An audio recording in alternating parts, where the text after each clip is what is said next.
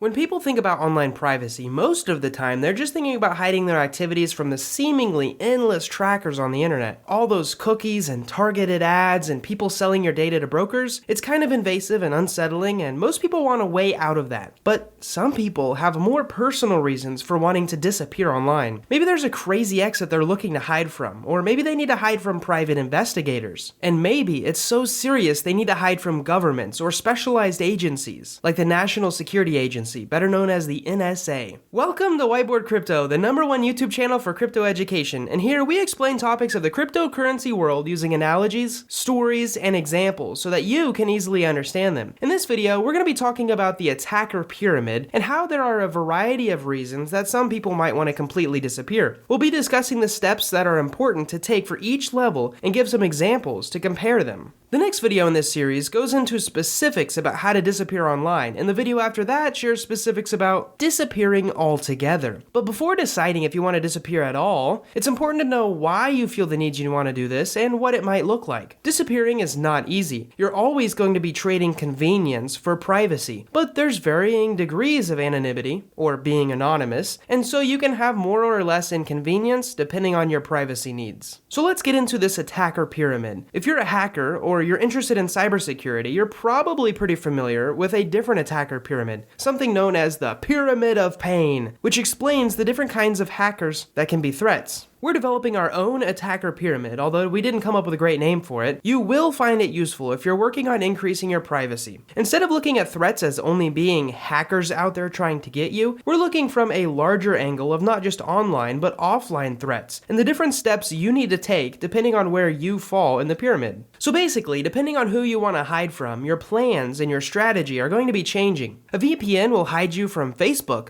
but it may not hide you from the NSA. A new name may hide you from a crazy ex, but it's not going to hide you from a government. Who you're trying to hide from will change your plan. So our pyramid has 4 different levels of reasons of why you might want to become anonymous. First, being less tracked by big tech or other online actors. Second, hiding from personal contacts or specific individuals. Third, hiding from organizations or groups of people who have skills and tools like private investigators. And fourth is hiding from governments or other official agencies. Level 1, basic online anonymity. The first thing we want to think about with the levels of this pyramid is what the trade-off between privacy and convenience is. Layer 1 has a very minimal trade-off. It's not too inconvenient to stay private online. It might be a little annoying to set up at first, but once it's set up and you understand how to do it, you don't really have to think about it again. Think about the last time that you browsed online. You might not have been as alone as you thought. Our journey up the attacker pyramid begins with the base level, basic online anonymity. This is about dodging the prying eyes of big tech and other digital trackers. The keyword we're thinking about for this level is becoming hard to track. Now, most of us are aware that when you hop online to check your email, you watch some YouTube video, maybe like this one, or scroll through social media, companies are often tracking what you're doing. They want to know what you like, what you buy, where you go, because then they can feed you more personalized ads that you're more likely to click on, and so they will make more money. But why should you care about that? Well, it's more than just the ads. It's about your digital footprint, the trail that you leave behind. Our online lives are the first place people in the rest of the attacker pyramid will look when they try to find us. So no matter where you land in this pyramid, you'll want to start here. This level will require things like changing your privacy settings, using a browser that blocks tracking cookies, using a virtual private network or VPN, and using end-to-end encrypted messaging apps and emails. Honestly though, these are really basic things that everyone should be doing anyways. You can watch the next video in the series, How to Disappear Online, to learn specifically what to do and how to do it. Moving on though, let's get to level 2. Level 2 is personal contacts. Okay, so the next step up our pyramid is for people who are trying to hide from a crazy ex, or a demanding parent, or even a creepy coworker. While big tech is interested in everybody, it's in the second level that things start to become personal. Basically, this level is for people who don't understand boundaries, but don't have the resources to hire someone with more skill to track you down. You have the power to build your own digital fortress. By limiting who has access to your personal info, you're taking that control back. In this level, the focus is on limiting your entire online life. You want to become hard to hack and hard to track. Your crazy ex might actually be able to guess your passwords, so you need to make sure that they're secure and not the same. On the other hand, a government, such as one that's at the top of the pyramid, they will have people who will know how to hack even secure passwords, or honestly, they could use a warrant to skip that part. but your creepy coworker probably won't know how to do that. So after a few attempts, they'll probably give up on cracking your account. Unfortunately though, this level has a larger convenience versus privacy trade-off. It's going to be a lot more inconvenient for you because you'll have to keep changing things like your password, and you might need to even change your name, where you live, or what job you have. That way a crazy ex can't track you down. These things will cost time and money, and you need to be very careful about what information you give out and to whom you're giving it to. For example, let's say that you change your name, you move to a new neighborhood or a new city, and you make sure that you use new social media accounts that your ex doesn't have access to. These things might work for an individual in your life if you're trying to avoid, but the government or an agency will have all the paperwork for your move and your name change. So if you're trying to hide from a private investigator or a government agency, as we move up the pyramid, these things won't be enough. You'll have to start disappearing altogether. For the rest of these levels, you'll start to get more tech savvy. The first level is about being difficult to track, and the second level is about being difficult to track and difficult to hack, both online and offline. Next up, let's go into level 3, organizations.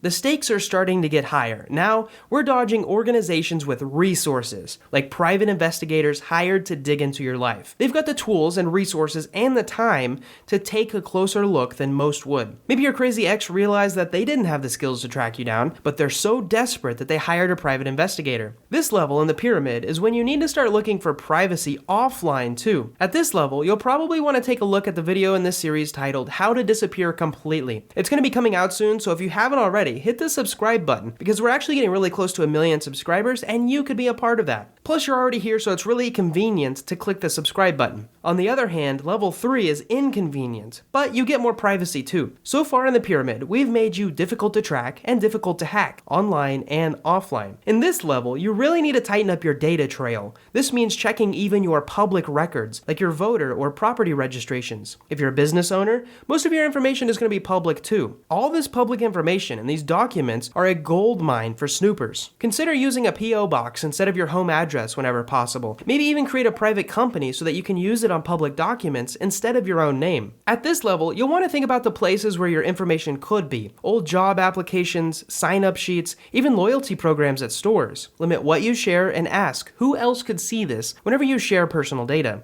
If you're in level 1 or 2 of this pyramid, you probably don't have to change too much about your day-to-day life. In level 2, you may have to change which yoga studio you frequent, which grocery store you use, or which bank you go to. But you can pretty much stick with these new places without much trouble. But for level 3, you will start to have to change your habits altogether. If you used to do yoga, you don't anymore. If you used to use a particular bank, you don't use that one anymore. If you walk your dog, you're going to have to use new trails regularly. Basically, not only will you need to change your online life, you're also changing your offline life. You may even have to start to cut out people that you know from your life. Stop seeing certain friends or families or even neighbors. So now it's clear the further up this pyramid you go, the more inconvenient it is to maintain the same level of privacy. And it's not just inconvenient either, it's also emotionally draining and stressful. At this level, you're probably worried about who you can trust, and every new person you meet is a possible threat. Some people might even call you paranoid. You definitely weren't worried about that in the first level, and only mildly worried about it in the second level, but now it's a major focus. Moving on, we have level 4, governments and agencies.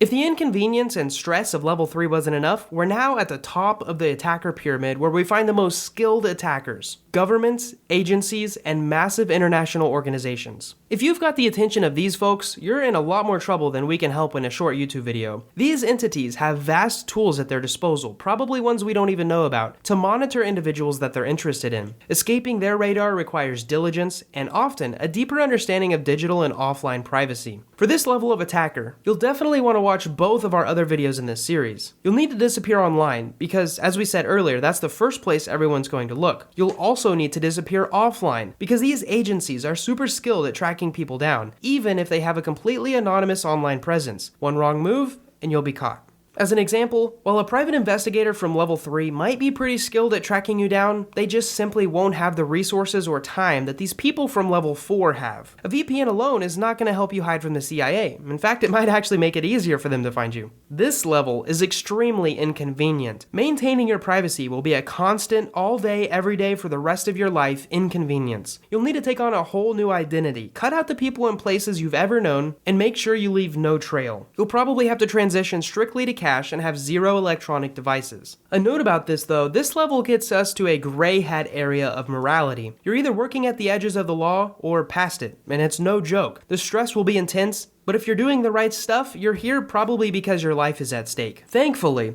most people will never have a need to know about this, let alone act within it. While there is some inconvenience in changing your online passwords regularly, it's no inconvenience at all compared to the extremes you have to go through in level 4. As we've climbed the attacker pyramid, from big tech trackers to government agencies, it's clear that privacy isn't a one-size-fits-all solution. Each layer presents its own challenges and requires specific strategies to navigate successfully. That was a lot of jargon, but I'm working on my conclusions. Wherever you stand on the attacker pyramid, take a moment to reflect on your privacy practices. Small changes can lead to big improvements in how secure you feel, both online and off. So ask yourself, how anonymous do I want to be? Your privacy matters, no matter who might be interested in that data. What steps are you going to take today to ensure that your privacy remains intact? If you want a digital hygiene checklist, an in-depth guide on how to perform your own background check, and my own personal recommendations for hard wallets, you can go to the whitewordcrypto.com homepage and enter your email. By the way, you can use a privacy-focused email, and you can join our mailing list. I've actually been sharing a ton of personal stuff lately, and apparently everyone's been loving it, so you probably will too. Plus, I'm going to be giving those freebies that I just mentioned to you. Anyways, thank you so much for watching. I hope you enjoyed this video. I really hope that you've learned something, maybe something useful,